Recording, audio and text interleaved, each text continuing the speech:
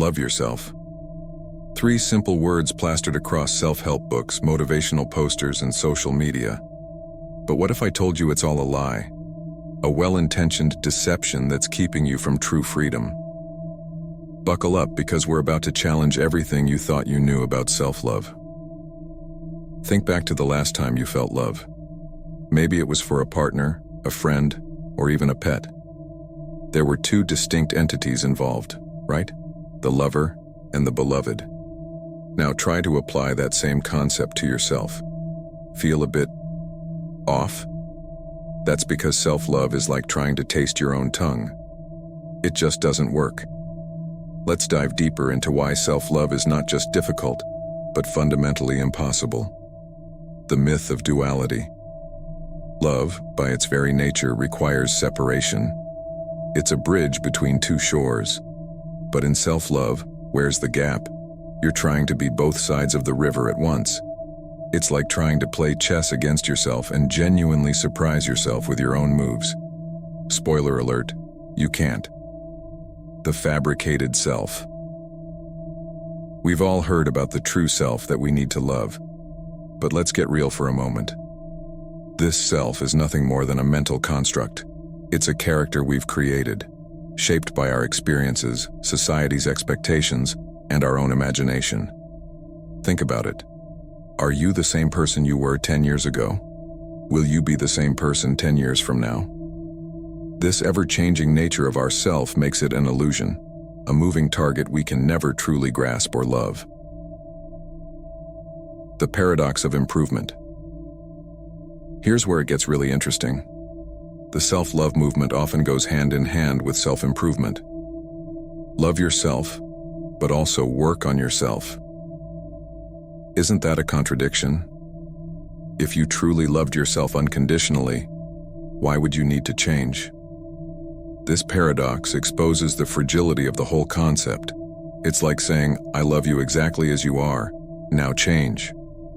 No wonder we're all confused. The illusion of separation. To practice self-love, you must first create a split in your psyche, the part that loves and the part that's being loved. But this division is artificial. You are one unified being, not 2 entities engaging in an internal romance. It's like a wave in the ocean trying to love itself. The wave isn't separate from the ocean. It is the ocean. In the same way, you are not separate from the totality of existence. The trap of ego. Here's a curveball for you.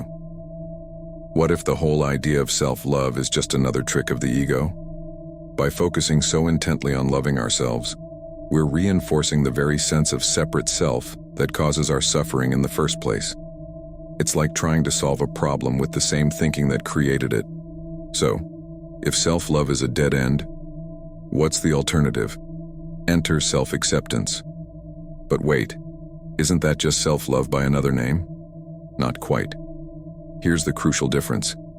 Self-acceptance isn't about cultivating positive feelings toward yourself.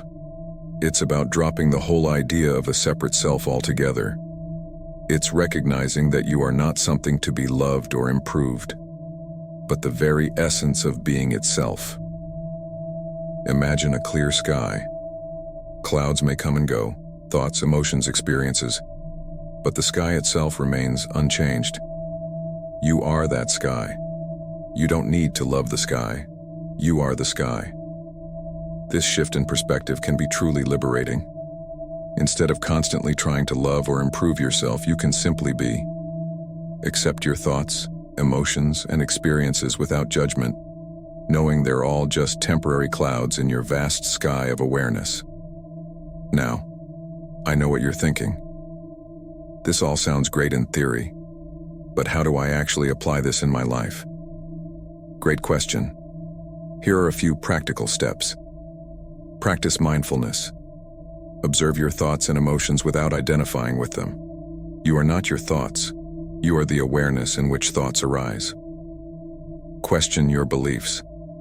Every time you catch yourself thinking, I should love myself more, pause and ask, who is this I that needs love? Embrace impermanence. Recognize that everything about you, your body, thoughts, emotions, is constantly changing. The only constant is your awareness itself. Let go of the need for self-improvement. Instead of trying to become a better version of yourself, focus on accepting what is, right now. Cultivate compassion, not just for yourself, but for all beings. As you realize the illusion of separateness, you'll naturally feel more connected to others. Remember, this isn't about replacing self-love with self-hatred. It's about transcending the whole concept of self altogether. The next time someone tells you to love yourself, pause, take a deep breath, and ask yourself, who is loving whom? In that moment of questioning, you might just glimpse the truth, that you are not the seeker, but that which is sought. True freedom doesn't come from loving yourself. It comes from realizing there was never a self to love in the first place. If this video has shaken your beliefs, good. Keep questioning, keep exploring, and most importantly, keep being.